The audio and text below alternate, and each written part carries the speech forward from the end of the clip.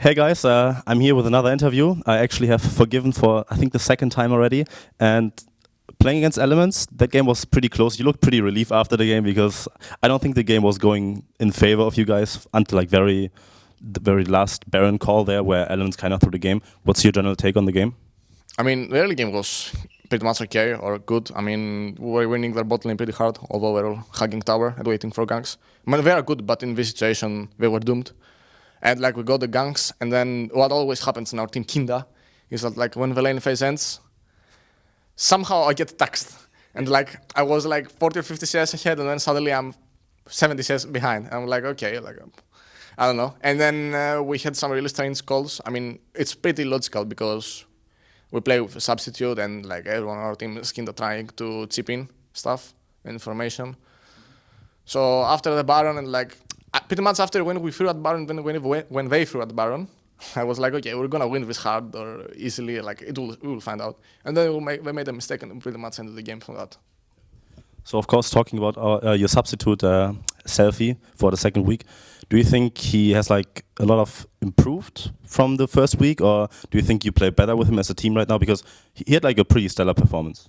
In general, like I'll try to answer it in general, but in the end I will go specifically, more specific. He's pretty much kind of the same player that he was on Super Hot Crew or MYM. Like the meta and like the patches in this game always change towards teamwork, like for the last 1.5 years. I mean, it's kind of hard for me to judge SELFIE. I mean, I'm not that emotionally attached, and in general, I witness his play like in scrims and LCS. He's not consistent, and that hurts him a lot. And in the end, it hurts us also. But like the games played today and like this week were obvious improvement from the previous week. But he needs to be more consistent because like at some point, like most reasonably Ryu will come in if the visas are settled at some point. So when he goes to EcoFox, and I'm pretty sure he will get games there, he should try to fix this, or like he should try to find the problems in his gameplay, because it's obvious that he is a good talent. But talent doesn't only make players good. So that was pretty in-depth. So, of course, talking about substitution and Rio, are there any updates for the Rio situation right now, or can you reveal anything?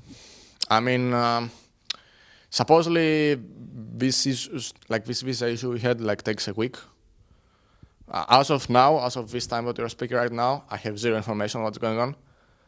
But pretty much, from what I heard is that like some teams from NA did something, and this actually plugged teams from Europe too.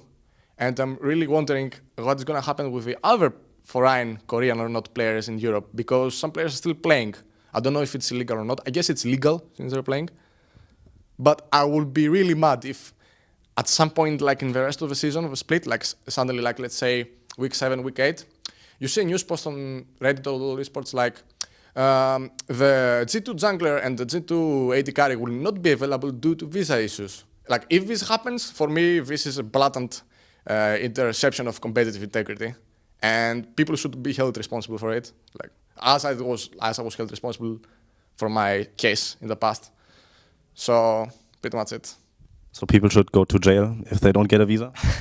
Certainly not, but it's unfair. I mean, we get one of the most important players in our team out of a random, with no information. I mean, we were supposed to know that beforehand, and we knew it one day before the LCS happens. Like, what if we didn't manage to find a mid laner? A good mid laner, or like even not a mid laner at all, and we managed to forfeit both games. What will happen then? Because every single win and lose in LCS, I mean, at least for my past teams, always affects the standings, always.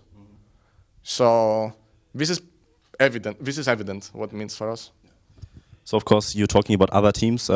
Is there any team you wanna have a rematch against? Like, do you think you wanna face like a specific team in the current standings, or is it just whoever you play? It doesn't really matter. I mean, LCS is a ladder. It's like Game of Thrones, you know, chaos. Like you just have to climb it, and no matter what happens. So I wouldn't say that I have any any team that I would want to play. I just would like to these weeks to go as optimal, as calm as possible. Yep. We get our mid laner back. We can improve from that further and further. And then we can see what and if is gonna happen in playoffs. Because like even if we are like 7-1 right now, like you never know. I mean, Fnatic in some season like was 7-0 and then they go 0-7. Also, we have really tough the matches. Like we play Vitality, Origin, Fnatic, G2, all of them like in these weeks now. So we'll pretty much see if we either forge the metal or if the metal goes on us. So talking about other teams and meta, of course, G2 seems to be one of the teams that has been adapted the best to the meta in Europe so far. What's your general thoughts on why their playstyle just fits very well, why they're in a good team right now? I think they have at least 3.5 out of 5 players of them are really good individually. And as a team, they seem to mess good, not well, not like super good. They have also a pretty good coach. I mean, I know Youngback. I don't know if it's actually his coaching methods, if they are like that good, but I know him as a personality. Inside teams, he works really, really good. Like he's a really positive guy, and like you get a sense of unity when you're with him. So, and in general, also spring splits are really random. I mean, there are teams that are really bad right now, and there are teams that are like throwing with 5k leads or whatever. So. G2 actually, they misplay, but their misplays are not that critical. And since they're good players, they will get ahead at some point. All right, that's it for the interview. Thank you so much for the time. And make sure to check out the other coverage we have here at the LCS at theScore esports.com. Thank you so much.